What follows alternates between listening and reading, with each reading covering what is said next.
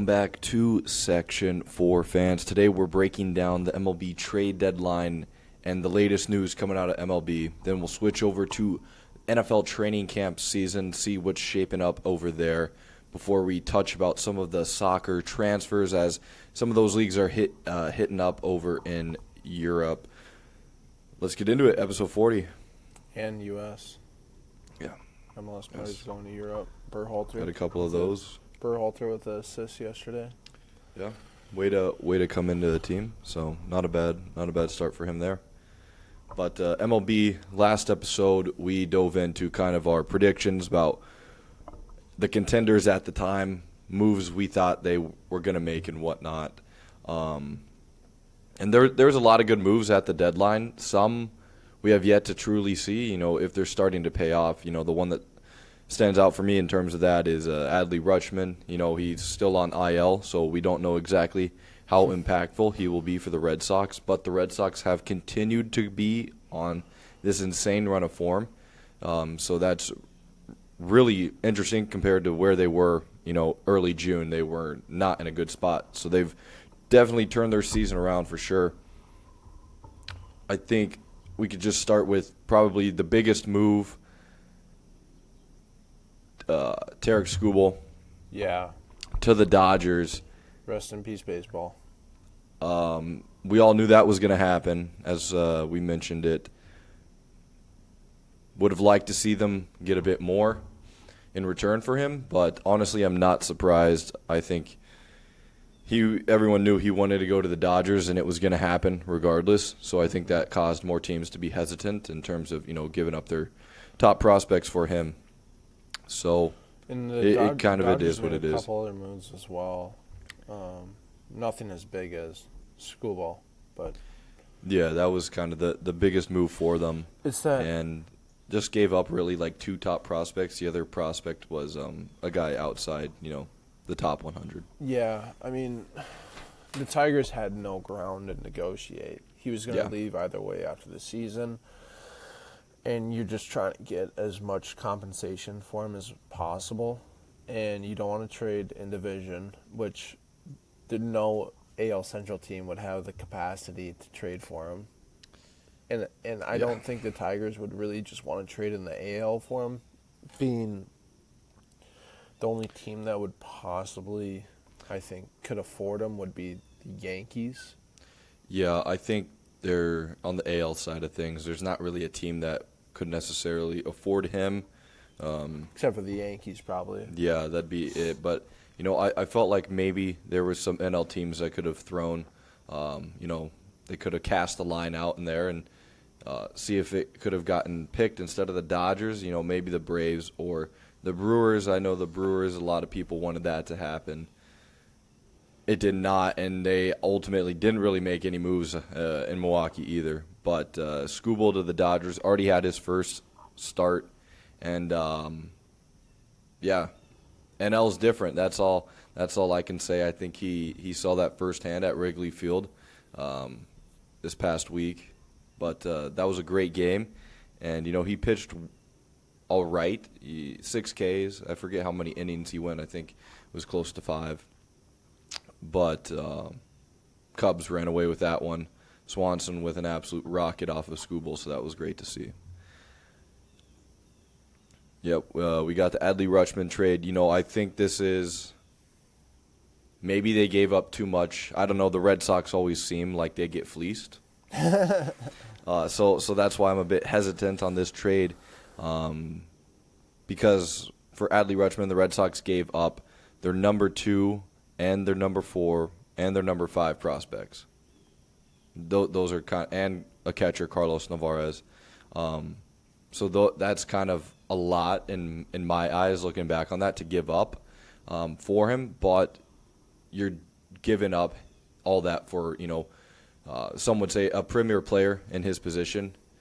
I know the past year or two hasn't been what we thought his career was going to be, but he's ultimately still a very good catcher in the major leagues. So we'll kind of see what happens once he comes off IL. But do you think the Red Sox are going to get fleeced again? Or? I think because they traded prospects, obviously. Yeah, they're three of their top 5 prospects.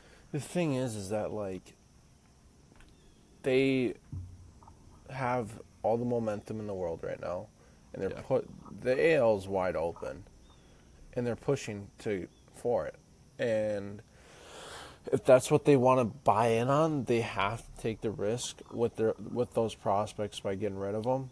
And the thing with baseball prospects is that they are so much different from every single other sport because Most when they're don't a prospect, they are 5 to 6 years away from a major league debut.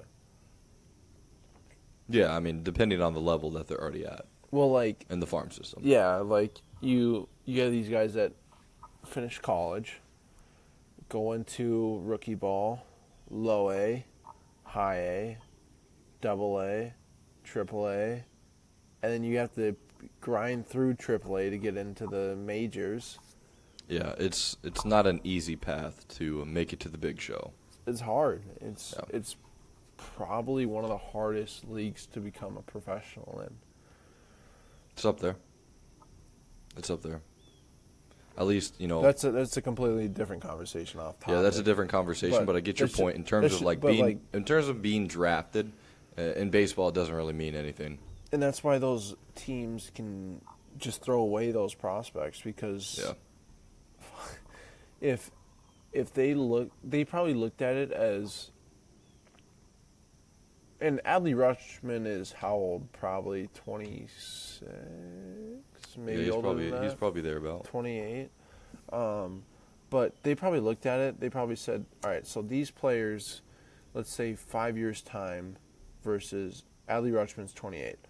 So they have both players, if they have all the players for 5 years' time onwards, who's going to be more beneficial to the team? They probably said Rutschman, which makes sense. And especially given their situation, they kind of need a catcher. I don't think it was one of their biggest needs, but Red Sox fans can't sit there and be like, "Oh, what are these guys going to turn out to?" You have who was one of the top prospects in baseball at one time, and that top prospect is going to come out of him sometime, whether it's this season in or October. The next. Yeah, it's going to come out of him. Yeah, like he's a great baseball player. Yeah, that move was purely just given their position, they just needed to take a swing and try and win now. And obviously, I think he's got a year, probably one more year under team control, I want to say. Yeah. So, maybe they could get something done there. But who knows? Who knows what's happening with baseball after this season. But another trade I wanted to touch on is Luis Arias to the Phillies. Obviously, they had to make defensive adjustments. Once they brought him on, they moved Bryce Harper from first back to right field. And they also moved Alex Bohm to first. And they put in Bryson Stott at third base. So you got Trey and Luis Arias at short and second. You said where did they move Bryce Harper back to? Right field. Back in the outfield, first time since 2022. Haven't seen any. How much I like that. Haven't seen any bad clips yet, so it seems to be doing okay. I just wanted to say that this has paid off massively for the Phillies. They've been batting Arias in the cleanup spot, and it makes you wonder why teams would bat him leadoff and not in the cleanup spot after seeing what has happened with the Phillies. It's definitely paid off the way that they're playing and the way that they have him in the lineup. I think teams have seen him as a leadoff and said, let's get him on base and trust our 3-4 hitter to get him home. Because Luis Arias isn't going to hit doubles. He's going to hit singles. Yeah. So if you're hitting Luis Arias cleanup, you have to trust your 1, 2, or 3 guy to get on base. And when he gets on base to be a double or more possibly. And then usually your 3, 4 guys aren't going to be the fastest guys in the world and stuff. So I think the Phillies are talented enough to bat him clean up. Oh, yeah. Yeah. And it's paid off. I mean, he's been getting RBIs like crazy since he's, kind of made his debut there. But I think it was just a good trade for the Phillies. They got what they needed now. And also, maybe he could be there for another season or more if that happens in baseball. But I mean, looking at the Phillies lineup, their batting order is their 1, 2, 3: Schwarber, Trey Turner, and Bryce Harper. yeah. And you have Luis Arias after him, and then Bryson Stott, and then Brandon Marsh. It's a very well constructed lineup. It's extremely smart lineup as well. Like you said, constructed well. I mean, that's how they aren't in first place shocks me. Yeah, very competitive. It's very competitive out there in the NL this year, and I think we're seeing that.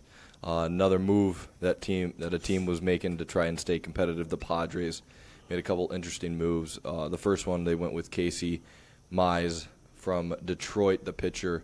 I don't know if he has had his debut yet. I want to say he has. I feel like every pitcher that was on a new team after the deadline, I feel like all their debuts have been pretty poor. That's probably just trying to get adjusted, new area, new field, new catcher, stuff like that. So really not surprised there. You don't realize how big the catcher part is. Yeah. It's definitely the latter part of their game. First they got to work on themselves, but they got to have that connection with the catcher and get into a new place and having, 5 days to try and get down how you like it, how this guy has always done some stuff. I wonder if a little bit has to do with trusting the fielders as well, because it's obviously everything's new adjustment. You play with the same guys for years, and then you go to a new spot and you're like, all right, I can let this guy hit because I trust my shortstop and third baseman. Yeah. I think he's going to hit it down third baseline. I trust them. And then you get traded to a team. It's like now you got to full on trust. You got to be well aware of who's who on the field. And obviously Dodgers are talented enough and stuff. But I think, again, October, it's going to be kind of scary. It's going to be... Yeah, I mean, we'll see if that, he's had a pretty good season so far, so we'll see if that carries over into San Diego. But not surprised, but I am kind of surprised that the Padres kind of went with a little buying approach, although it wasn't a very expensive buying approach. I just found it interesting, especially what they went with two pitchers. But I guess that was majority of their issues so far this year was pitching. So maybe I shouldn't be too surprised. The other pitching move they made was getting Robbie Ray from the San Francisco Giants. So as you can tell, you got a little bit of a younger pitcher, and now you bring in an older pitcher. So just boosting. That's all it is. Yeah. Like I mentioned a couple seconds prior, just boosting that rotation. That's about all you could do. In San Diego there, I think we're riding with pitching here. The Cubs, Kevin Gausman moving from Toronto. Thoughts on that move? Did you think I can't remember. I want to say you maybe went with you wanted to see the Cubs go pitching here, so that's kind of why I'm asking. Do you like that they went in a pitching direction here at the deadline, and also do you think he's going to be useful, kind of what they needed? I mean, I think, there's sports where it's like you can never have enough good blank, and I think pitchers talent, I think pitching is one of that categories that you throw that into, and it's hard because I haven't played baseball in so long, and obviously I wonder if pitching is a major confidence thing as well, and getting out of, where was he at again? I'm blanking. It's 8:30 a.m. Toronto. You know what, Toronto, where they've been struggling this year. Jesus. Get them out of Toronto where they're struggling this year. I think Yeah. Chicago's a tough place to play, the Cubs at least, because it's a historical team. Everyone knows who the Cubs are. It's an amazing stadium, but I think he'll adjust well. I think come October, hopefully, I'm sure the Cubs will make the playoffs at this rate. Yeah, they're in wild card spot. I don't think they'll win the division because the Brewers are just. I think I haven't looked recently, but I know I want to say at least 2 wild cards are the Cubs and the Phillies. Yeah. I mean, he pitched 7 innings against the Royals, which Probably a good team to start too. Yeah, I mean, if you get 7 innings against, Pretty good debut then. that's it. Yeah, your first debut. Yeah. He's consistent. He's going to be a great starter for the Cubs, I believe. Definitely useful when the playoffs come to town. Yankees honestly didn't make a lot of moves this trade deadline. The only one really that they kind of made was bringing in Luis Garcia Jr. And I haven't seen much from him, but I did know he already hit a rocket as a Yankee, so it seems to be paying off.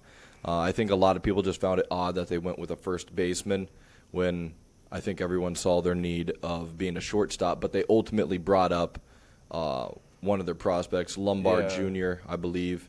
And he seemed to be playing pretty good so far.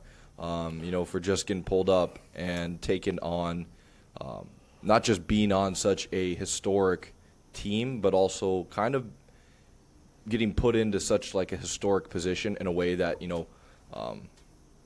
shortstops just throughout Yankee history. Obviously, you think of the captain, you think of Derek Jeter. So just kind of that probably already has big shoes to fill in itself, and let alone you play for the Yankees too. So I think with that move with Luis Garcia, I think it's paid off, and we've seen this before with teams just kind of getting bats because they know that's going to be needed in October. As you kind of saw last year with Toronto, they were pretty deep in terms of bats in the lineup, and they were able to get to 7 games. So I think teams are taking that approach this year, especially trying to beat the Dodgers. So yeah, I feel like Boone has going back to the Yankees here. Yeah. I think Boone kind of has so much belief in Volpe. I don't know. I think because they donned him like the next Jeter. the next captain, the next Jeter, so early on that the expectations were so high. I think he started his career, not too bad, but I think it's more of just a pressure and a confidence thing in terms of what we've been seeing recently. But I want to say he went down on assignment to AAA, and I don't think it's been too good to start that assignment down there. No. So, we'll kind of see what happens there. But another team grabbing another arm. The Cubs got Gossman, but they also brought in Clay Holmes. I believe he pitched yesterday. Wasn't the greatest start, but what can you expect from a guy that's been on IL since April, I believe, mid-late April. He's been on IL, and now he's finally back.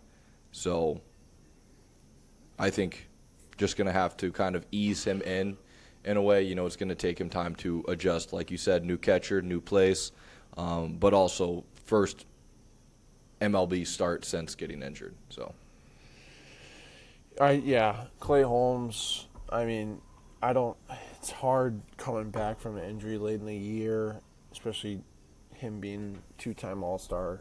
Especially a fibula injury, like that's a lot of leg, that's a lot of push in pitchers. Yeah.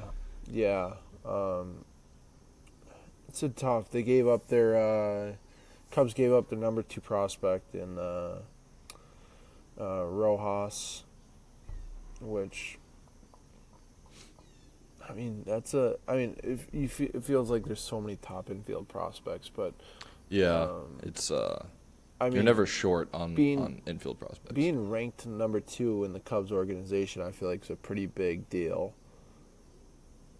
Yeah, Which he's now the Mets' number 1 prospect, probably. and honestly, I think that's a good trade for the Mets. Yeah, I I think mean they got. The I Mets think really they got sold I think they at got a the really deadline here. good prospect out of that. I know we aren't saying who won, lost trades, but I think the Mets did extremely well in that trade. Yeah, I think that was kind of the best they could do, and you can't be mad at a team's second overall prospect there. Another team that's been kind of shocking the MLB this season is the Tampa Bay Rays. They traded for catcher Liam Hicks from Miami, and then they also brought in Freddie Peralta from the Mets, another, pitcher gone from the Again, Mets organization. Mets, if it wasn't nailed down, that thing was gone. Yeah, I think not mad at the moves. I thought the Rays were going to make a splash, but I think they thought their splash was needed in the pitching market, so they went with a guy like Peralta, who obviously has had a pretty bad year, but was very good, a season or two ago. So I think they're hoping to get some of that life back and also booster their starting rotation. I think that also needed the strength there. And the Mets, in return, they got 3 of the Tampa Bay Rays' top 30 prospects. So once again, stockpiling on those prospects. And, as you alluded to before, it's not always going to pay off, but that's the hope is at least if you're getting some of the guys that are, top 30 in these teams' organizations, they're at least on the roads to a faster track up. That's the hope at least.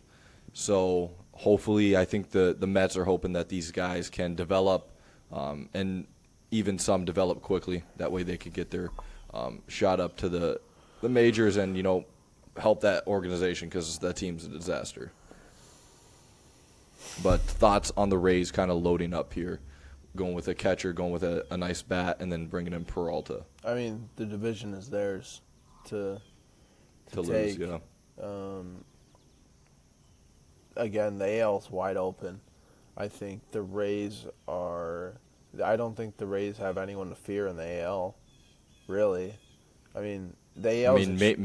I would only say the Red Sox just because they're so hot right now. And they have to They still have to make the playoffs. Well, yeah. Well, they're in their division, so like they have to wild card.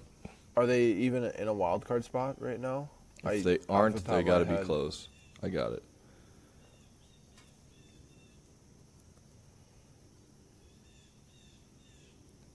They are. They are. So they seem to be in a pretty good spot. They, I think, that's the Red Sox might be the only.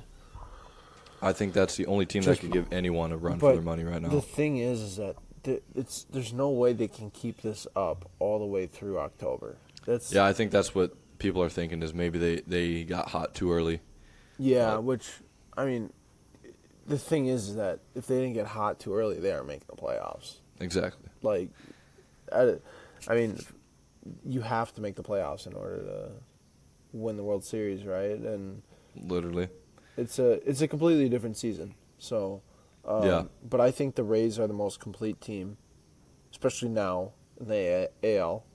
I don't think there's no one in the AL West can compete with them. No one in the AL Central can compete with them. Yankees, Red Sox, Rays are going to be your 3 teams going to the World Series out of the AL. Yeah, I would be shocked if it's anyone but those 3. Honestly,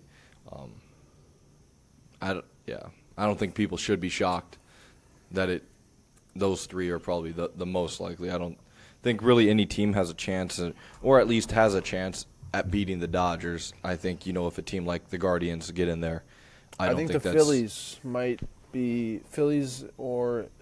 The Brewers are just a regular season team, so I'm not gonna unless Phillies. You can never count out the Braves. I mean, the thing is that if the Miz can carry The Miz. Isn't that? Yeah, I know. I'm laughing because the Pat McAfee show, they had the Miz from Miz. WWE on screaming at the Miz from the Brewers. Really? But if he could carry Milwaukee. Yeah, I mean, it's hard. It's hard when you pitch every fifth day. Like, yeah, they're going to lose some games in the playoffs if. Well, that's you the can case. bring him in late in games sometimes. Can you imagine going in like you're in extras and you bring him out of the bullpen for like 2 innings? That'd be nasty. That'd be nasty. That's no one's touching that at all. I'm just looking here, seeing if there's any other big trades that we want to touch on. Know the Angels sold a lot. Did we talk about White Sox trading for? Luis Castillo? Yeah, I think. Yeah, we could talk on that. They traded for Luis Castillo, and they gave up Sir Anthony Dominguez, and they gave up an outfielder and a catcher. So it's kind of a big haul for Castillo. He's a good pitcher when he's on it, but yeah, that's a pretty big haul. I think it was kind of a good trade. In a way that maybe they gave up too much, especially given Luis Castillo at like a 5 ERA this year. It hasn't been his year. Yeah. And he is due some money, but I think the Mariners knew they needed bullpen help. They get a guy like Dominguez to try and help that out, and yeah, they gave up a starter, but I think they kind of got their starting rotation down. I think they could afford to give up a guy like Castillo to bring in that arm in the bullpen, kind of get some help in those later innings there. And they ultimately didn't really give up, or that was about all they gave up. And in return, they get a number 14 prospect, another outfield prospect there. So who knows if he can rise the ranks and join that, kind of elite outfield as it seems. Mm-hmm. Thoughts on that Castillo trade? You said you were saying too much, maybe. Yeah, because when you think about it, you think of Castillo, who was an all-star, who's been an all-star, I should say. Yep. You think the Mariners are selling, but the Mariners are actually also buying themselves. They sacrificed a starter, which the White Sox needed, and got what they needed. And again, the AL's wide open, especially the AL West. They're in third place, sitting 4 games back of first place. Yeah, the AL West has been underwhelming this year. So the more I think about it, I would say it's more of a win-win trade. Each Yeah. team got what they needed out of it, and maybe 100%. maybe the White Sox gave up one extra player that they didn't need to, but Yeah, but like you said, they needed prospects are very. yeah, and the White Thrown Sox around. got what they needed, I think, to push themselves Yeah, away from everyone in the AL Central. help that push, help lock up that AL Central spot, 100%. I think there's been a lot of good things coming out of MLB so far. This week, we got the Field of Dreams game, Twins, Dude, those Phillies. tickets are expensive. I bet. They're thousands of dollars. Yeah, that's not surprising. It's just the field. That's why the game where it's at. Definitely not because of the Twins and the Phillies. Definitely because of the event itself. Such a cool kind of one-off. The thing is that you're gonna get quite a bit of Twins fans that go. Oh yeah, it's very close. I wouldn't be surprised if Philly fans also have a pretty good turnout there, but I think the Twin fans should be, kind of packing the stands. I wouldn't be surprised seeing that. But yeah, that's Thursday, I believe, so that's going to be a pretty big game. I don't think not really any implications, but just another. I believe it's on Netflix as well, so we'll see. Maybe their broadcast improves from the home run derby there. No way. But yeah, I'm not really sure there, but we got the MLB season coming to kind of a close, but also heating up right at the same time as we push for the playoffs. With all that, we do have another sport here in America that is starting up. NFL's back. We've already had the first preseason game, and that was electric. What another battle in the books for Haynes King and Carson Beck. They just love going at it. They love going at it. Did you watch that game, or did you just see clips? I watched bits and parts of it. I thought Carson Beck looked really good, and it makes me wonder if there's a true QB battle, three-way battle going on between Jacoby Brissett, Gardner Minshew, and Carson Beck. Yeah, I think Carson Beck might start the year as QB3, but I wouldn't be surprised if he starts a game this season. Yeah, if he could get a game in. I've seen clips coming out of their training camp, and it hasn't looked good really from anyone. Jacoby Brissett has made a lot of bad throws. A lot of their receivers can't catch anything. The thing with Brissett, the guys are getting hit straight at him. The thing with Brissett that he'll throw the ball 60 times a game. Yeah. So, maybe Beck sees the field this year, but what a good first impression in the NFL there.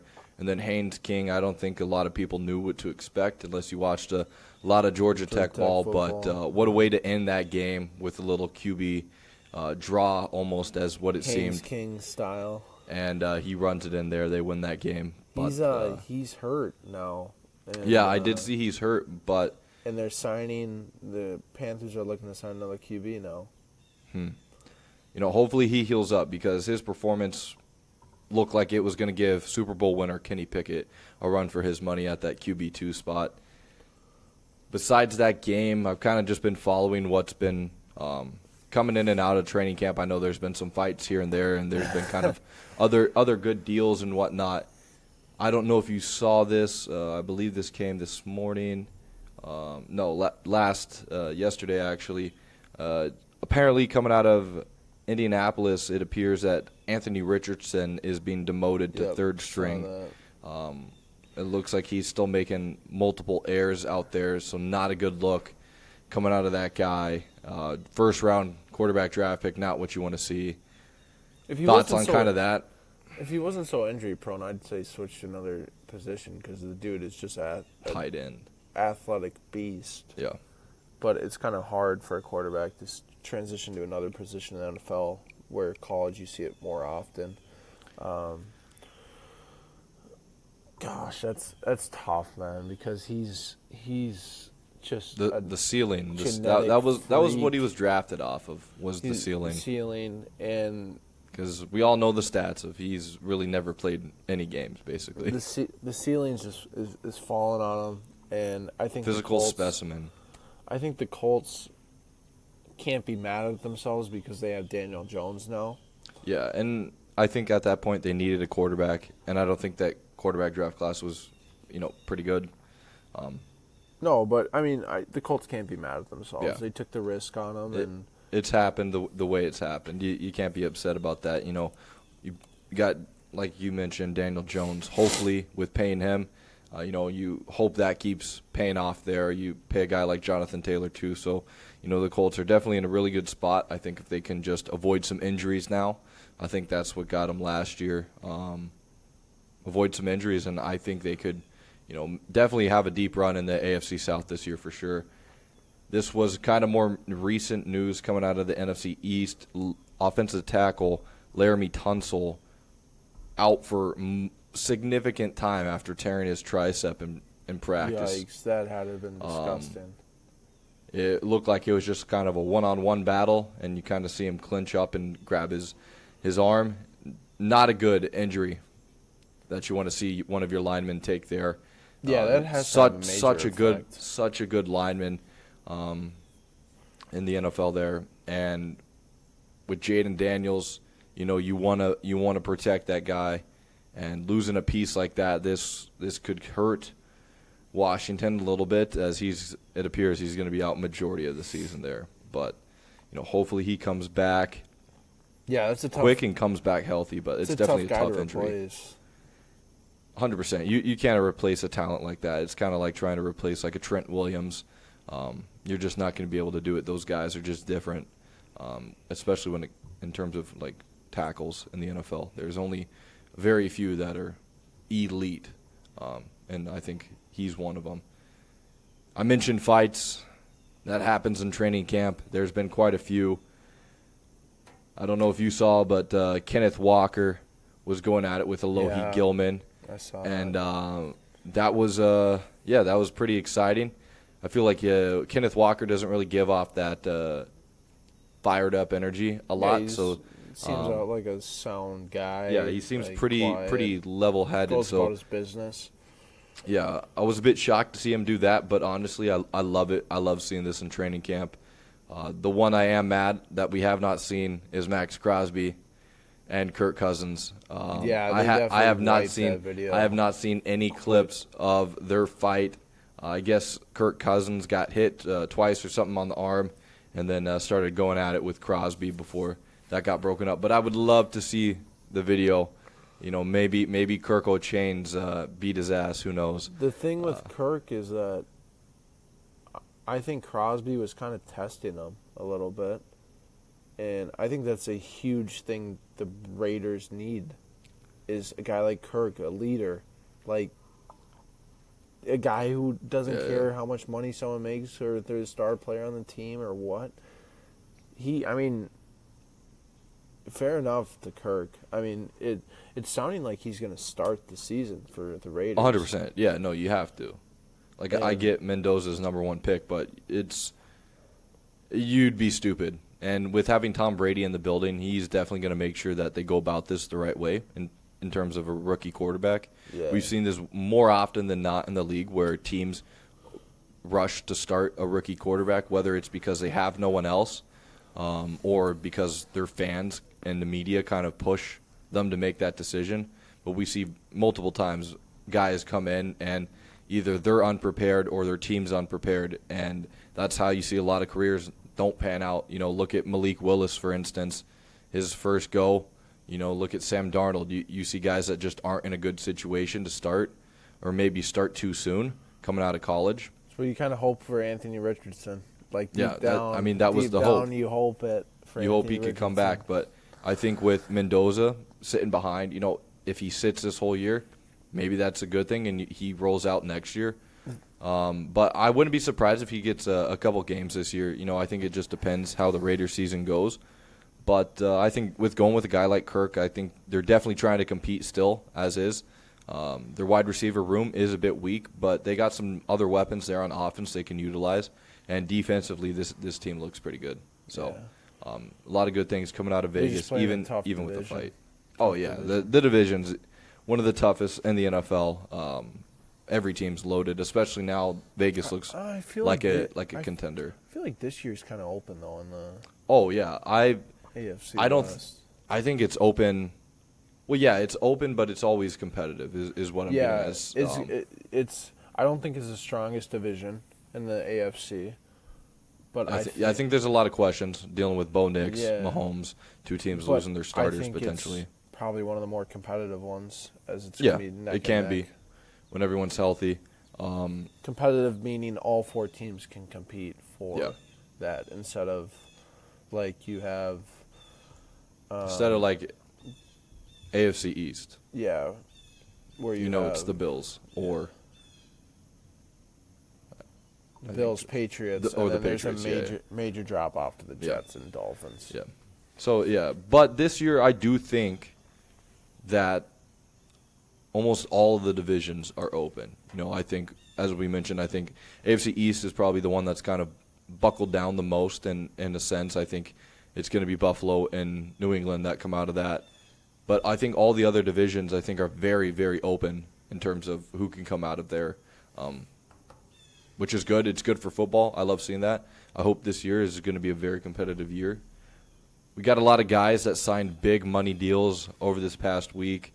I know for a fact you saw them, but just want to get your thoughts on. We can start with the running backs here.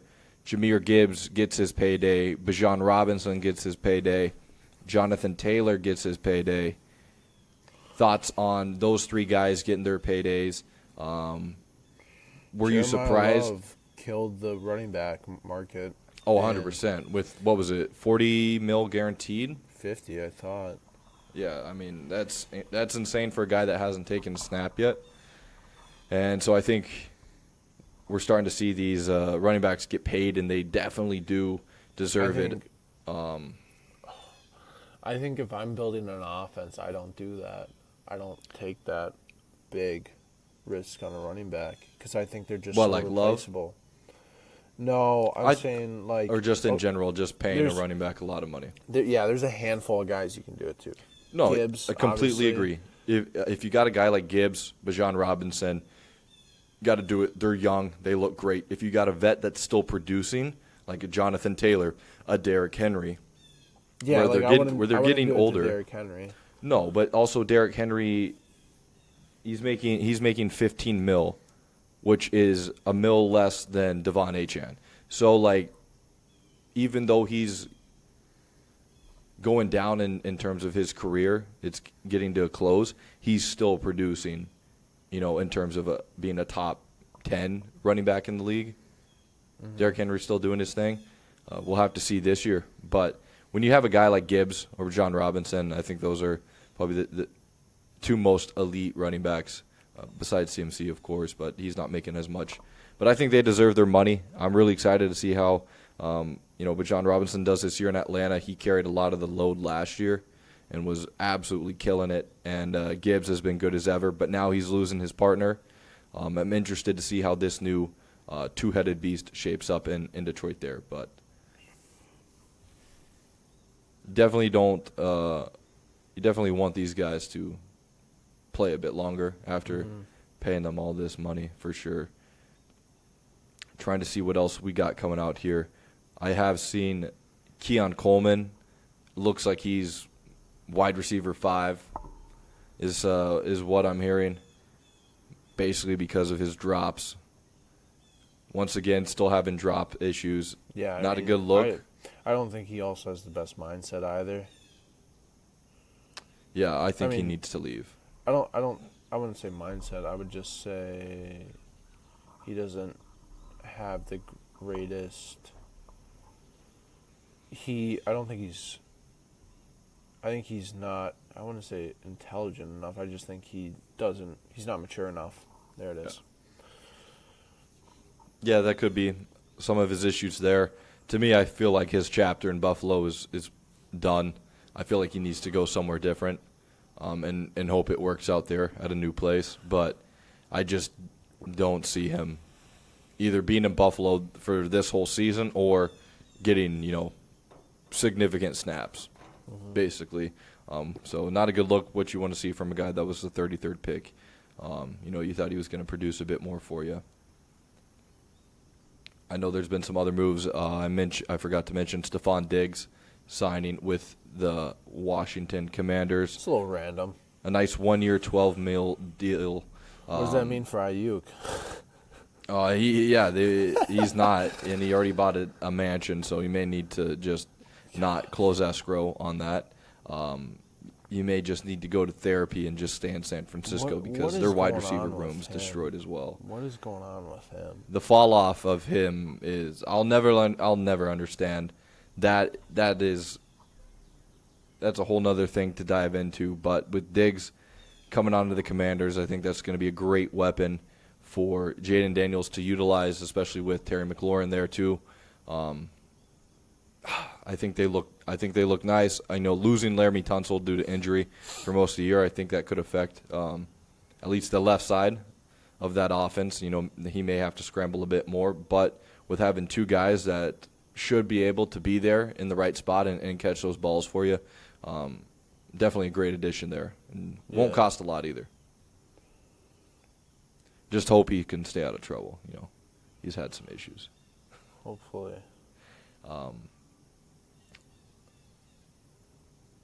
There has been quite a few injuries so far this year. I don't know if you've seen them all, but Jalen Walker, defensive edge in Atlanta, tore his ACL. I know there's also a linebacker and a receiver on the Carolina Panthers that are already done for the year. In addition to Brian Brees on the Saints, I believe, is also done for the year. So training camp with this, already being so early into the NFL season, and we're already getting big-time injuries like this, Just kind of thoughts. Is there something maybe the NFL needs to do differently, or kind of just part of the game? I mean, it just seems so unfortunate that these guys are getting season-ending injuries, and it's only really been, 2 weeks of practice? Yeah. I mean, I wonder, like, you got to think what could be possibilities. So you have the field. You have, I feel like footwear could be a big issue. I feel like, I mean, I'm not an athletic trainer or anything, so I'm just trying to think of like Could just be, freak. Just accident. Yeah. It just seems so odd that there's so many though. Yeah, I mean, it's not over. I wouldn't say it's overuse because it's not like if you look at soccer, for example, they play like some of these World Cup players have had a couple weeks off, and they're barely back any time. They're already back. They're already back in club season, and it's I don't think there's really much the NFL can do about it. I don't think there is. I mean, yeah, you could switch the field. You'd get rid of turf and just put in grass fields, but again, But they're on grass though in training camp. Yeah, most of the time, unless it's indoor. But the thing is that I think even if you switch to grass, it's still going to happen because they're doing movements that a human being doesn't usually do. No, like you're trying to explode in a different direction. I'm not going to be 300 pounds. I'm not going to be walking in Target and do a cut into the toothpaste aisle. Like, I mean, you could. I could. Yeah, I get your point though. It's they just need to become like Chad Ochocinco, just eat junk. So just McDonald's. Just nothing bad happens to you. Yeah, I mean, he had a pretty good career. Maybe it's something people should check out there. Speaking of wide receivers, another wide receiver got paid. Zay Flowers got paid this past week. He got paid a lot of money. Very interesting. He's now the fourth highest paid wide receiver in terms of annual per year. He's $35 million a year, same as Justin Jefferson, and he's making about the same as Drake London, and about $5 to $7 million less than Jamar Chase and Smith and Jigba. Thoughts on him getting this big of a payday? I mean, that Justin Jefferson deal looks amazing. For now, yeah, until he's going to want something. Yeah, I mean, right now that looks amazing for the Vikings, the Justin Jefferson deal, because they got him early. The thing is that there's, I mean, I think in 3 years' time that Zay Flowers deal will look good because, again, there's going to be guys higher paid than him. I think he's a consistent wide receiver that can put good output for the Ravens, and I think the Ravens aren't in a position to A, trade for a top wide receiver. Yeah. Or B, I think it's kind of difficult to get a top wide receiver out of free agency because I think they get locked up by teams for a while. Hence Jamar Chase, hence Justin Jefferson, Drake London. JSN, Drake London. Yeah. They don't really hit the free agent market. Yeah, I mean, $140 million for him, $35 million a year. It did seem like a lot, but they had to pay him. They needed a receiver. D-Hop's not there. They lost really everyone else they had. D-Hop was there. They never really had anyone besides, Flowers was really their only young guy. Everyone just seemed like they were being brought in for help. But, Zay Flowers as wide receiver 1 last year, 17 games, put up 1,200 yards, 5 touchdowns, 86 receptions. There's just a stat to keep in mind. George Pickens, who was operating mostly as a wide receiver too for the time, 93 receptions, 1,400 yards, 9 touchdowns across 17 games as well. So trying to just put that into perspective. The thing with Pickens though is that, sorry, I completely cut you off. No, I was just gonna say if Pickens, they franchise tagged him, if he has another good year like he did last year, then I think that puts kind of into perspective what the market should be, especially if he goes to a team where he's going to be the wide receiver 1. I think he'll get probably around the same deal as Zay Flowers. My counter-argument is that if Pickens is a wide receiver 1, I don't think he gets that stats. I think he has a much worse year. Oh, yeah, because you're going to get doubled and the coverage is going to be more guarded towards you. 100%. 100%. But Just depends on the situation. It shows how talented Pickens is. Yeah, he still has some juice.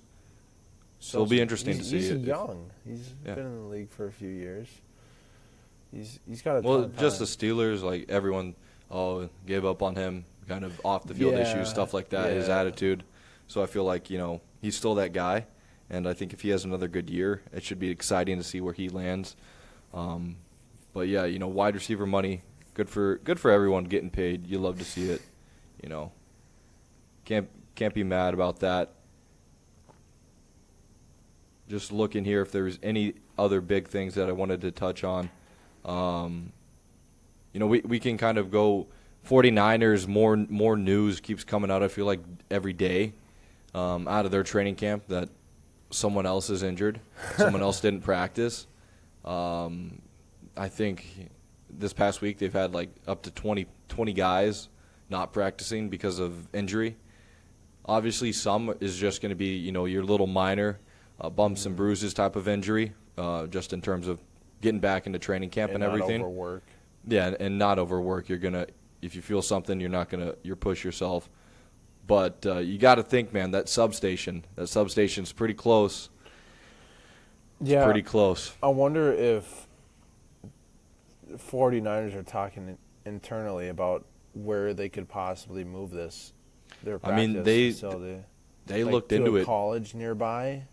Yeah, there's definitely a college that they could use, but they looked into it in the early off season, and apparently it's fine. It should have no correlation, but also you're a week into training camp and 20 guys are injured, not practicing. Sure, maybe some are not pushing it because something's tight, but I doubt that's the case. I'll give you Mike Evans. He's a bit on the older side, and injured. But he's you got not guys. He's not an injury guy. He's had consistent years all his He's just been more injury prone the past couple years, but he's still a guy that should get you those 1,000 yards. Hopefully he does it there. But their wide receiver room is basically depleted. They brought in Deebo Samuel, so that will be helpful. Maybe we'll kind of see how he does back reuniting in San Francisco. Makes you think with all these injuries, maybe the Niners will bite the bullet and bring Ayuk back, but I think that relationship's too far gone to bring him. The bridge is burned there in San Francisco. That's such an unlucky mess you don't want to see. But I'm looking forward to the NFL, baby. Preseason is upon us. We got more games coming up this Thursday, and I think we got 3 weeks total of preseason games, and then we roll into the nice season. I believe the kickoff is the Rams-Niners down in Australia, if I'm not mistaken. What time is that kickoff? I think it's like early evening, I want to say. Why are they playing that game in Australia?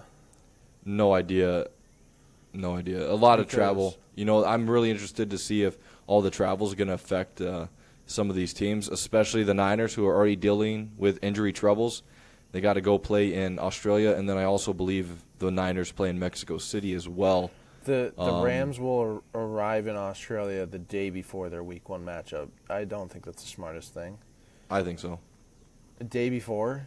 Yeah. Get in, sleep, boom, roll it. Get in and out. You don't want to be, messing around. You're sitting on a plane for X amount of hours. Oh, it's like 20 hours. From L.A. to Australia? Yeah, it's like 18 probably. Yeah.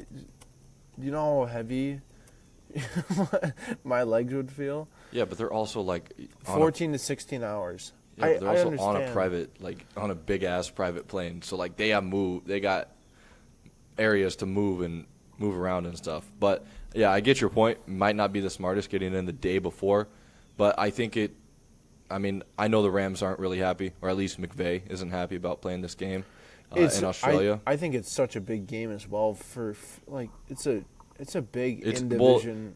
Yeah, it's an in-division game, and it's so far away. So I kind of see that as Sean McVay's main point, is it's so far away, and you have us playing a game that matters. Not only is it the first game of the season, but it's a divisional opponent as well, and our And a good home game rival for as the well. Rams. It's a home game for the Rams. So Yeah. they won't play. Either way, the Rams get don't one really less home have game. home games against the 49ers. It's more 49er No, fans. it's all red anyway. But that'll be an interesting game to start the year. Hopefully that goes off pretty well. You know, we've seen games in Brazil and Mexico City, of course, and we've seen some more and more in Europe. Most of those games have been pretty good. Good outreach, trying to get the NFL out there, get some European fans, and get the rest of the world involved. I would love to see maybe in the next couple of years like a game in Japan, something like that. I feel like that would be crazy. I can just picture the stands. I feel like all the fans would love that over there. I feel like they'd be going crazy, especially if you put a team like Seattle Seahawks out there playing a team. I feel like the Seahawks would probably be more well-known being closer. I feel like if you put them and maybe another big-name team in there. But, you know, the NFL is kind of getting everywhere, so I think if they could keep doing that, it's a good thing. But teams shouldn't be doing it every season. I think they should, you know, be pretty selective. I feel like it can become a drain and affect a team's momentum or season, unless you're the Jaguars, because that's basically your second home. But NFL season's looking good, man. I'm excited as hell. We got also another football heating up, soccer. Majority of the leagues coming back. There's been big moves. MLS has kind of been in action. They came back from World Cup break and played, and now they're in Leagues Cup. We got all the other leagues, you know, the Premier League, all the other Big Five leagues. Everyone knows what I'm talking about. All those are heating up.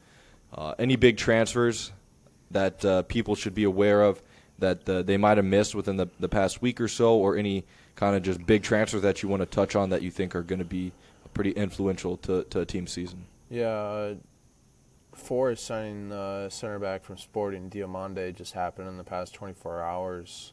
A big one is Ferran Torres, potentially pretty much going to PSG. Personal terms, right? Agreed. According to Fabrizio, this is all according to Fabrizio. So yeah, we know he's had a bad week. Rodri looking, I mean, Probably Barca. But I mean, if Barca can't cough up the money, they'll just.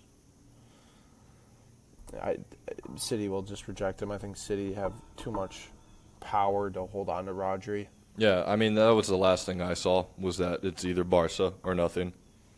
Let's see here. Bruno Guimaraes to Arsenal. Who knows what's going on at Newcastle. Araujo to Liverpool. Yeah, that was kind of a big move over the weekend. Loan move.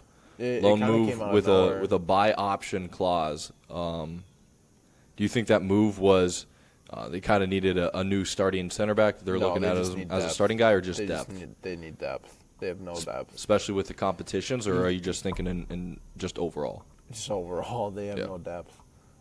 Christian Romero, Atletico Madrid. Let's see what else here.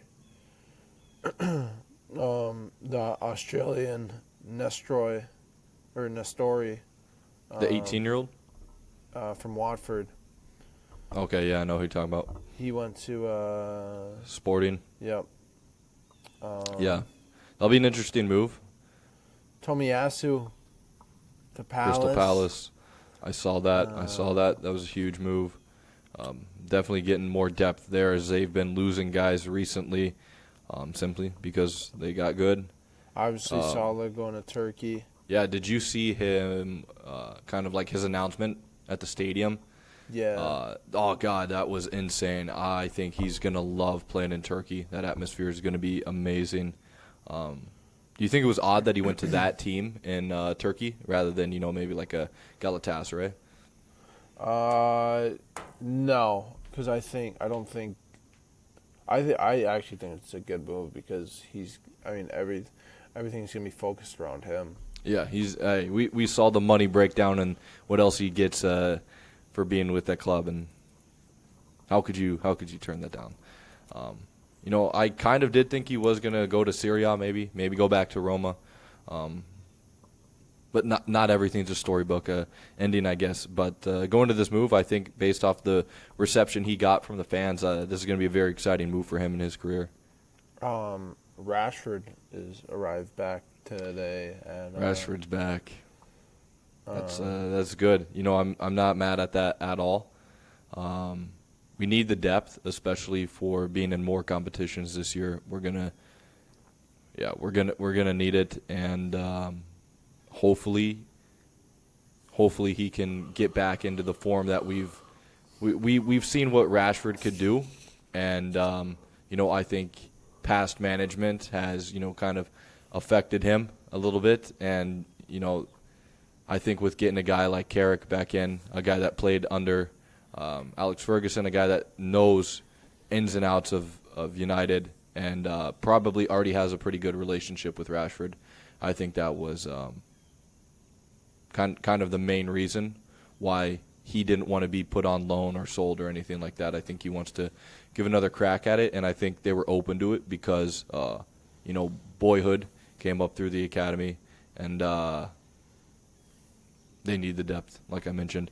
So I love that move. I do think they need to make one more move in the midfield maybe. Definitely need more center mids. I feel like we keep getting injuries there. Saw Mason Mount yesterday. Hopefully that's not anything too bad. But I think maybe one more signing for United, and I'll be happy. So we'll see as deadline day approaches later this month. But very happy with that move. Not sure if you've seen any of the moves on the MLS side. Obviously, we know Casemiro to enter, and we know who else is it? Griezmann's Orlando right now. You got Lewandowski in Chicago. The one that I found interesting was Chucky Lozano put on loan from San Diego to LA Galaxy. I don't think he's really been getting minutes at San Diego, and LA Galaxy needs the help. So hopefully it will be, you know, a nice little pick me up for him. Him and that Royce link up.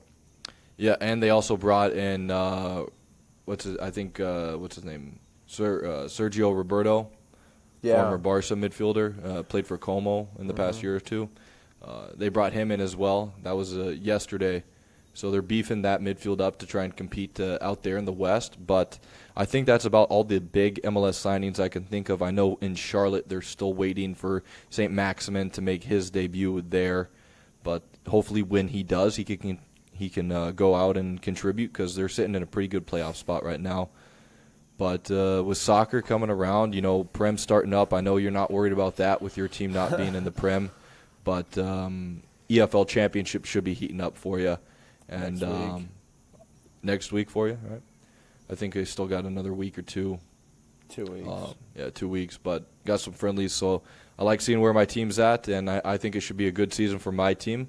Thoughts on, don't have to go in depth, but just thoughts on your team, where you're at. Do you think what do you think about this season? Do you think it's going to be a good one? Yeah, I mean, you got to expect promotion.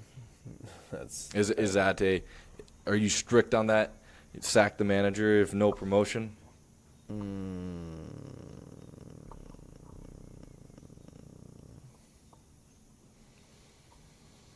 I mean, yeah. You need to go right back up, right? Yeah, I mean, like the squad's too good enough for the championship. It is. The squad should be doing fine. I think the only thing that would kill you is injuries, but yeah, but I think the squad will be fine. I think. Yeah, promotion or nothing. That's what it is really, and pretty much I think they should win the championship as well. That should definitely be the goal. In addition to promotion, I 100% see that as a possibility for them. They retained quite a bit of their team, so I think they should go right back up. But it will be a good little battle down in the championship. Kind of see who comes up the next year, and I'll be watching the Premier League. So I don't know about you, but I'll be doing my thing. With all that, that was episode 40 of the Section for Fans podcast. Thank you. See you next time.